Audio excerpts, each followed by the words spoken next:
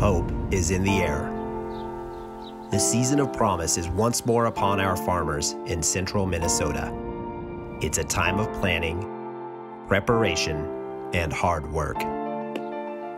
It's a time when extra special care and attention becomes crucial. Seed is bound for soil. Calves are new to the earth. The moment rests on the verge of make or break for farmers across America.